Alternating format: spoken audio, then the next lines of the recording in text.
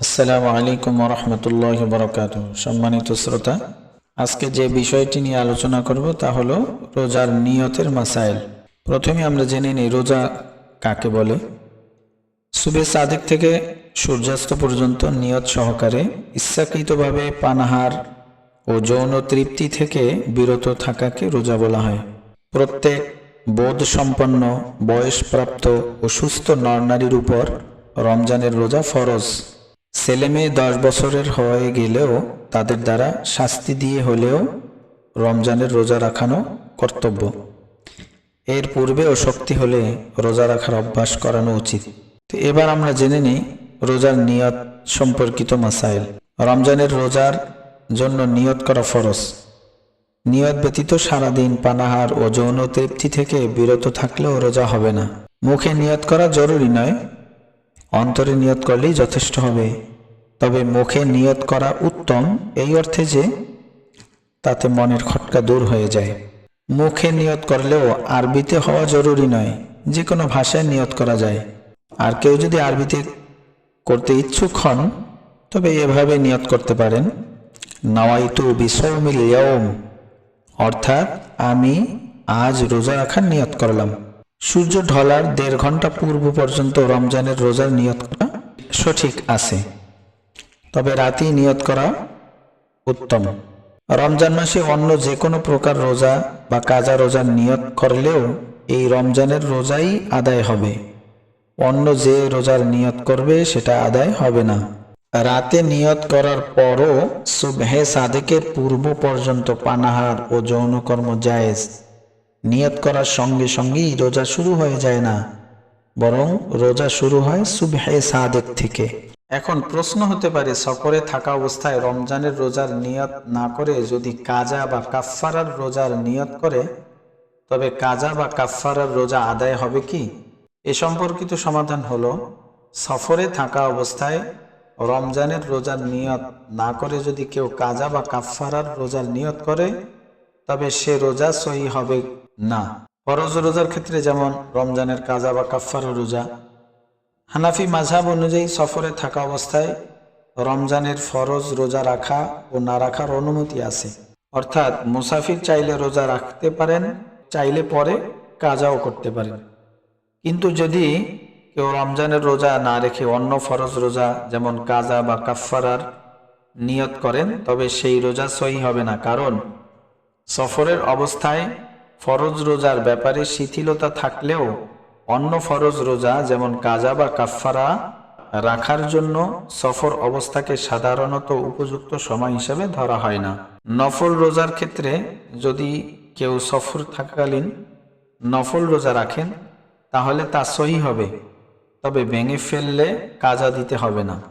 এখন প্রশ্ন হতে পারে, সফরে নফল রোজা আদায় হয় কিন্তু কাজা বা কাফফারার রোজা আদায় হয় না, এর কারণ বা প্রমাণই বা কি? এর কারণ হলো, এক, নফল ইবাদতে সহজতা ও শিথিলতা বেশি থাকে। ইসলামে নফল ইবাদতের ক্ষেত্রে সহজতা ও নমনীয়তা বেশি রাখা হয়েছে, তাই নফল রোজা সফরে রাখলে তা সহি হয়। তবে ফরজ রোজা যেমন রমজানের কাজা বা কাফফারা নির্দিষ্ট নিয়ম মেনে রাখতে হয় এবং সাধারণত মুকিম বা স্থায়ী অবস্থানকারী অবস্থায় আদায় করাই উত্তম ও বিধিসম্মত। কোরআনের নির্দেশনা অনুসারে কাজা রোজা অন্য সময় রাখার কথা বলা হয়েছে। আল্লাহ তাআলা বলেন, শাহরু রমাদানাল্লাযী উনজিলা ফীহিল কুরআন হুদাল লিন-নাস ওয়া বায়্যিনাতিম মিনাল হুদা ওয়াল ফুরকান ফামান শাহিদা মিনকুমুশ শাহরা ফালইয়াসুম ওয়া মান কানা মারিদান আও আলা সাফারিন ফাইদ্দাতুম মিন আইয়ামিন উখর ইউরিদুল্লাহু বিকুমুল ইউসরা ওয়ালা ইউরিদু বিকুমুল উসরা। সূরা আল বাকারা 185 নং আয়াত। আয়াতের অর্থ হলো, যে ব্যক্তি এই রমজান মাস পাবে সে যেন তাতে রোজা রাখে, আর যে অসুস্থ হবে অথবা সফরে থাকবে সে যেন অন্য দিনে কাজা রোজা সম্পূর্ণ করে। আল্লাহ তাআলা তোমাদের জন্য সহজতা চান, কঠিনতা চান না। এই আয়াতে বলা হয়েছে সফরে রমজানের রোজা না রাখলে তা অন্য দিনই পূরণ করতে হবে। এখানে অন্য দিন বলতে সাধারণত মুকিম বা স্থায়ী হওয়ার পরের সময়কে বোঝানো হয়েছে। হাদিস অনুযায়ী সফরে ফরজ রোজা রাখার পরিবর্তে শিথিলতা গ্রহণ করা উত্তম। রাসূলুল্লাহ সাল্লাল্লাহু আলাইহি ওয়াসাল্লাম সফরে রোজা না রাখার অনুমতি দিয়েছেন এবং বলেছেন এটি ইসলামের সহজতার অংশ।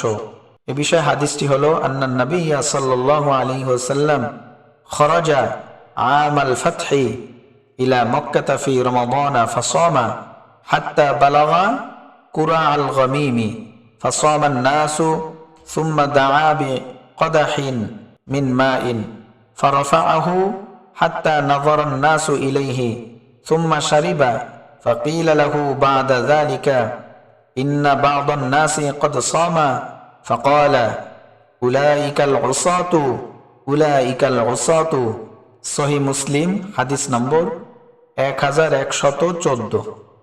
হাদিসটির অর্থ হলো রাসূলুল্লাহ সাল্লাল্লাহু আলাইহি ওয়াসাল্লাম মক্কা বিজয়ের সময় রমজানের সফরে ছিলেন। প্রথমে রোজা রেখেছিলেন, কিন্তু পরে এক স্থানে পৌঁছে পানি পান করলেন। লোকেরা জানালো যে কিছু লোক এখনো রোজা রেখেছে। তখন নবী করিম সাল্লাল্লাহু আলাইহি ওয়াসাল্লাম বললেন, তারা অবাধ্য। এই হাদিস থেকে বোঝা যায় সফরে ফরজ রোজা রাখার ব্যাপারে শিথিলতা আছে, যা কাজা বা কাফফারার রোজার ক্ষেত্রেও প্রযোজ্য। ইজমা ও ফিকহি মতামত।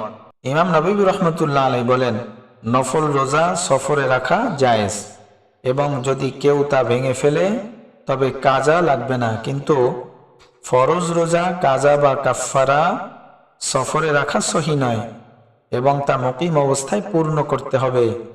আল মাজমু 6 নম্বর খণ্ড 437 নং পৃষ্ঠা।